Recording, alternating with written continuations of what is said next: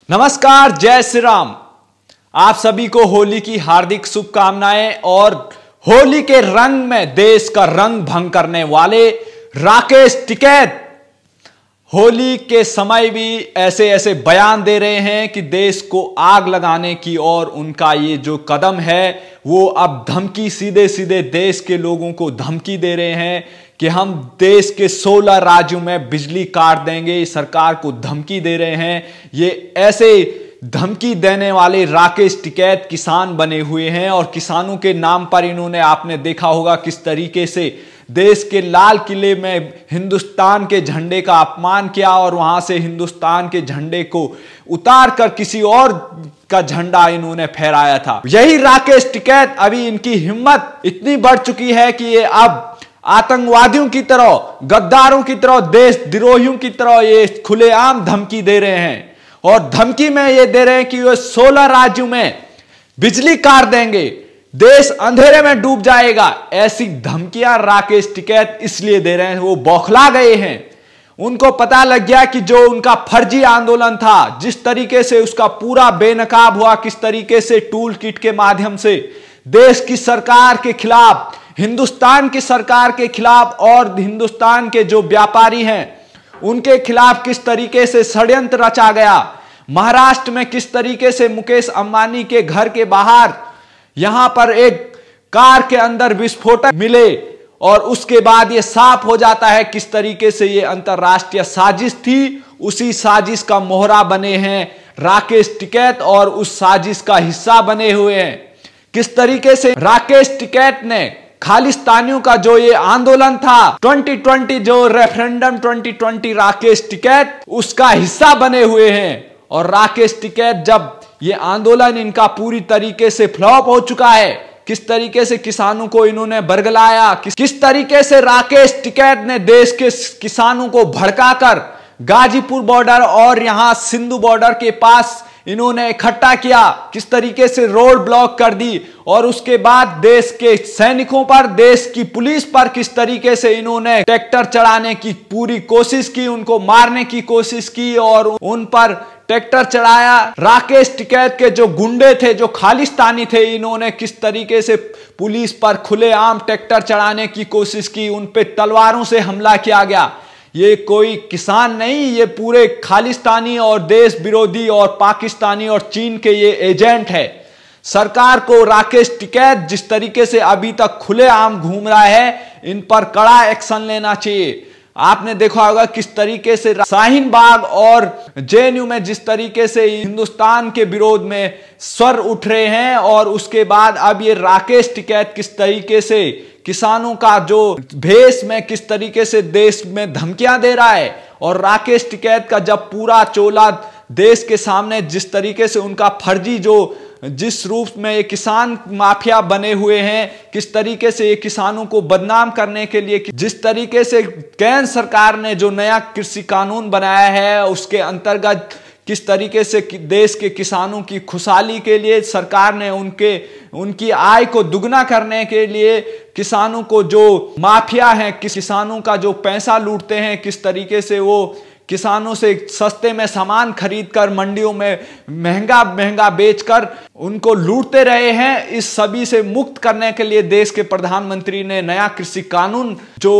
बनाया था उसका स्वागत होना चाहिए था। लेकिन जो ये किसानों के लुटेरे हैं, जो इन किसानों को लूटना चाहते हैं, वो सभी इन किसानों को बरगला रहे हैं। और आज राकेश टिकैत जब चुनाव प्रचार हो रहा है, यहां पर 5-6 राज्यों में चुनाव हो रहा है, तो राकेश टिकैत, जो फर्जी राकेश टिकैत आज जिस आंदोलन का, जो ये किसानों का नाम पे आंदोलन की बात कर रहे थे, वो जब फ्लॉप हुआ तो राकेश टिकैत बीजेपी के खिलाफ बंगाल और जिन जिन राज्यों में चुनाव हो रहा है वहां पर किसानों को जाति और धर्म के नाम पे भड़का रहे हैं, और उन्हें बता रहे हैं कि ये जो नया कानून है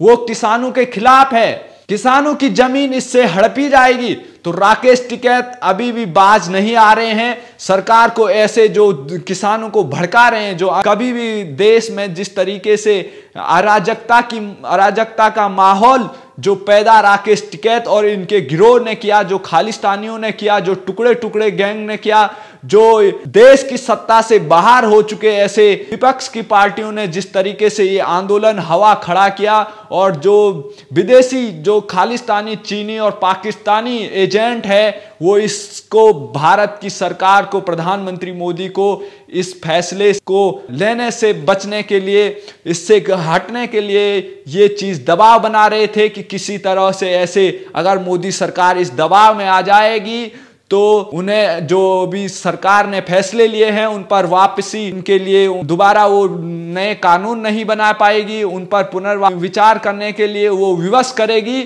लेकिन उनके सारे मंसूबे धरे के धरे रह गए। जिस तरीके से राकेश टिकैत आज देश के किसानों को भड़का रहे हैं और उन्होंने कहा है कि देश में कोई सरकार नहीं है और इस देश में सिर्फ कुछ व्यापारी और कुछ लुटेरे शासन कर रहे हैं। तो राकेश टिकैत किस तरीके से देश की जनता को भड़का रहे हैं, आपने देखा होगा किस तरीके से राकेश टिकैत बंगाल गए, वहां पर उनके साथ कोई नहीं था, सिर्फ जो खालिस्तानी और वो लोग उनको समर्थन करने के लिए वहां पहुंचे हुए थे, वो भी 50-60 लोग ही वहां पर मौजूद थे एयरपोर्ट में। उसके बाद ममता बनर्जी अपने सांसद को, एमएलए को भेज के वहां पे उनका स्वागत करती है। तो ये साफ सा दिख रहा है कि किस तरीके से राकेश टिकैत जो विपक्ष है इस देश का, जिस तरीके से वो पूरी तरीके से आज हाशिए पे है, उसके साथ खड़ा है, लेकिन किसानों के साथ खड़ा नहीं है। राकेश टिकैत उन दलालों के साथ खड़ा है जो इस देश के किसानों को लूटना चाहते हैं। किसानों की जो फसल है उसका उचित दाम